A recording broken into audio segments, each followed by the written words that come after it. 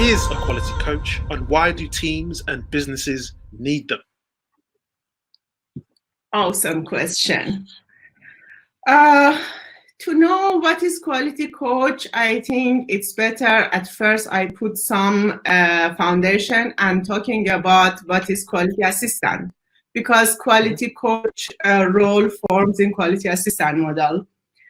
And briefly, I'm going to tell you what is the difference between quality assistant and quality assurance model.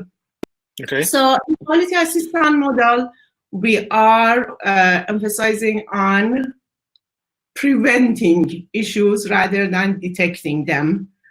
In quality assurance model, in the old-fashioned model type of quality that maybe you all heard in the market, there is a big group of testers, a team of testers are sitting at the end of software lifecycle, and they are kind of last safety net, and they prevent bugs going to the production. But what we are doing in quality assistant model, we are not assuring anything. We cannot make sure. We cannot guarantee anything. But we are with the team during the process, and we are assisting the team to improve the quality of the application. So meanwhile, lots of questions will come up that what is the quality, what we mean by quality, that, yeah, we can get to that point and talk about that as well. But yes, quality coach is a position that comes into the picture in quality assistant model. And QA coach can be technical and non-technical. For example, in a previous company that I was working, it was called Ansarada. Over there, we had the title of quality coach and technical QA coach. It was really interesting. Over there, they were saying that QA coach should be 70% coach and 30% technical, and the technical ones vice versa, 70% technical and 30% coach. Yeah, it was. It's you cannot measure that 30-70%, but and what does it mean? It means that a coach is there to set up the processes, because we believe that quality is not only neat and clean code. Quality is not only writing lots of automated tests. Yes, definitely all these factors can assist to have a better outcome, but if we put a proper mindset, culture, and process, we can improve the quality. And in quality assistant model, we are saying that quality is everyone's responsibility. All the team members are responsible for settling the quality in the application and the whole process. So as a QA coach, I am working through the whole life cycle from the beginning, even at discovery phase with designer and PMs, to make sure that all the time they are thinking about quality.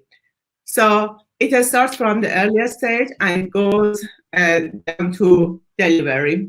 So we can see that usually companies are doing well in terms of quality at the delivery level, but at discovery, we haven't had much. So QA coaches are working a lot on the discovery level, and somehow main value that we can add is by asking questions, because PM and designers are deeply involved in what they are doing, and after a while they will get kind of curse of knowledge, and they assume that, okay, everything is fine, they know everything, so definitely it should work as they are thinking for developers and also for end customer. But what we are doing, we are filling that gap. We are filling the gap between delivery and discovery, and kind of wearing developers' hat and making sure that what we are gonna get on the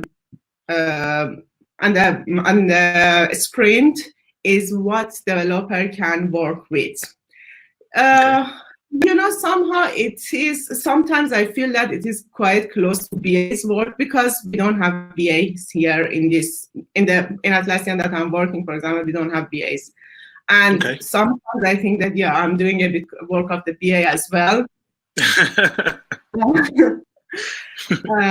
Yes.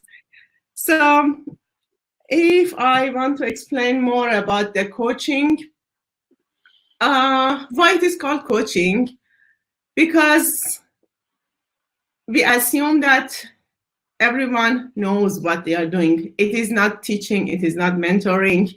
In coaching, we come with more structure. We are setting up some structure, and we are giving it to the team and monitor, we observe and we monitor team, and we expect that they can kind of adhere to that to come up with a better outcome and better results. And what else I can talk about it? And it really depends on the team that you are working in. If your team is quite inexperienced, you need to have different style of coaching. But if your team is more mature, you need to have different type of coaching. It really depends on the way that your team is set up. Sometimes I enter a team and say that, okay, they don't have any processes, they have no idea about any of the best practices. So I need to start from really scratch and running some workshops for them to make them more familiar with all the best practices that we have in quality assistance model. But sometimes I enter a team and I see that, okay, for example, when I joined Atlassian, I saw that team is really mature.